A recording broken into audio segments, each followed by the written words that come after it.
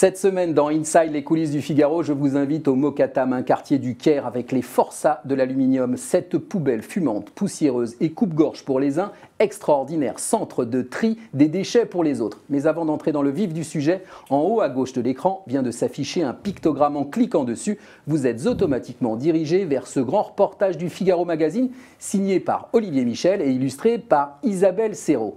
Olivier, merci d'avoir accepté notre invitation. Parlez-nous de ces chiffonniers du Caire et plus particulièrement donc de ces forçats de l'aluminium. Alors très concrètement, ce sont des chrétiens. Ce sont des chrétiens parmi les chrétiens parce que c'est une minorité qui va tous les jours récolter, collecter des déchets dans tout le Caire. Le Caire, c'est 17 millions d'habitants, 15 000 tonnes d'ordures par jour et les chiffonniers vont en récolter 5 000 et les recycler au nombre de 3 200 tonnes, ce qui est un chiffre absolument incroyable.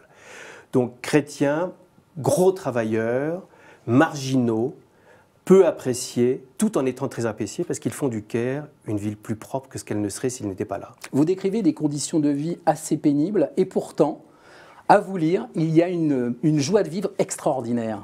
Comme cela arrive souvent. Tous les matins, debout à l'aube, le nez et les mains dans les poubelles les pires, les plus sales.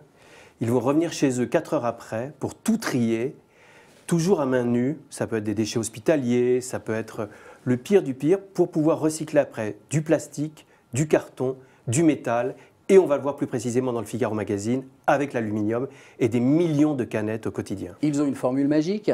Alors exactement, c'est une formule classique quand on connaît un peu l'Égypte, c'est IBM, qui se traduit en arabe par Inch'Allah Bokra Ma'alesh, qui veut dire « si Dieu le veut, demain ». Et ça n'est pas grave. C'est sans doute le meilleur moyen de survivre au Caire, qui est un monde absolu, un capharnaüm magique, mais un capharnaüm. Je lis un extrait de votre papier. Plus efficace que les éboueurs de New York, Londres ou Paris, les abalines de Mokatam recyclent tous les jours 80% des déchets qu'ils collectent, 3600 tonnes sur 4000. Pourtant, il semble que le gouvernement veuille s'en séparer.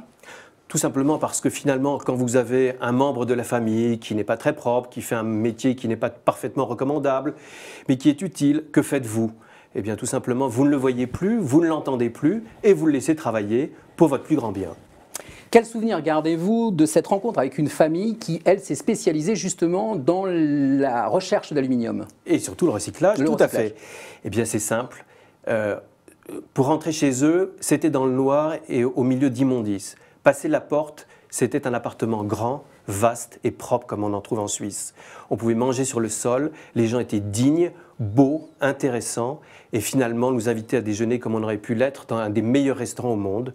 Donc le choc entre le dehors sale et puant et l'intérieur propre, accueillant et ouvert, merveilleux. Merci Olivier de nous avoir fait partager les coulisses de votre reportage. Voici le stylo pour que vous puissiez nous mettre le mot de la fin. Quant à vous qui nous regardez, retrouvez dès à présent ce grand reportage en cliquant sur le pictogramme en haut à gauche de l'écran. Bonne lecture et à la semaine prochaine pour un nouveau Inside, les coulisses du Figaro.